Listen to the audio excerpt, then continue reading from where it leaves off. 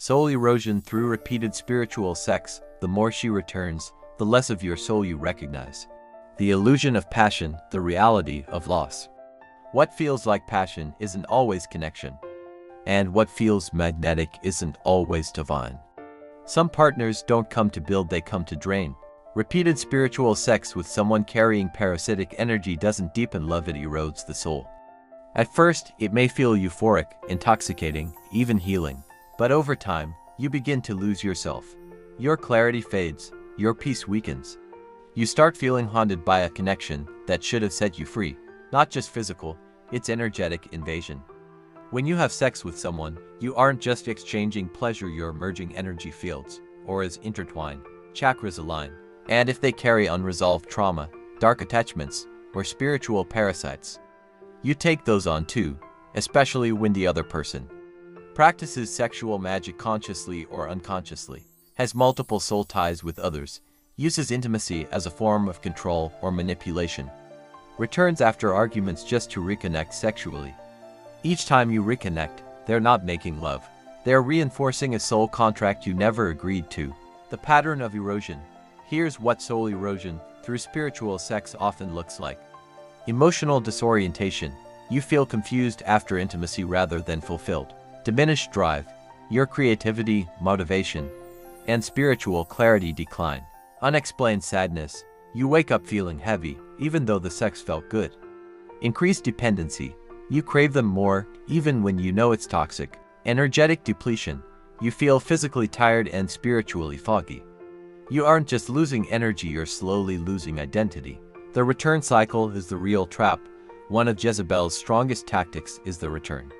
She never stays gone for long. She returns with apologies, tears, nostalgia, or even sexual advances disguised as missing you, but this cycle is ritualistic. Each return is an energetic reset, not for you, but for her. She feeds off the intimacy, off your vulnerability, and off the cords she reinforced through physical and spiritual entanglement. The longer this cycle continues, the less you remember your original light. Why you feel powerless to stop. You're not weak, you're entangled. Here's why this dynamic feels impossible to break. Trauma bonds. Intensity is mistaken for love. Energetic addiction. Your body gets hooked on the frequency exchange. Soul fragmentation. Parts of you are now tied to her through astral cords. Spiritual blindness. Her energy clouds your third eye, making you doubt your instincts. But the most dangerous symptom, the slow disappearance of your own voice, the internal compass that once screamed "this is wrong" now barely whispers, breaking the cycle and reclaiming your soul. It is possible to return to yourself, but it takes spiritual effort, not just emotional distance. Here's how. Full cord severance. Cut the cords through intentional ritual, not just time. Sacral chakra cleansing. Detox your creative and sexual center using sound, water, and guided healing. Shadow work.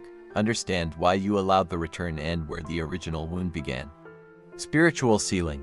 Invoke divine protection before entering intimacy again with anyone. Energetic boundaries. No more just one last time. Repeated entry is repeated erosion. Your soul doesn't need to be patched, it needs to be reclaimed in full. You were never meant to erode.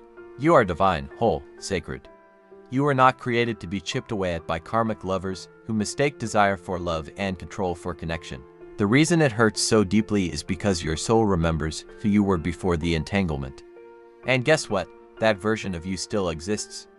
Underneath the trauma, beyond the confusion, waiting to rise.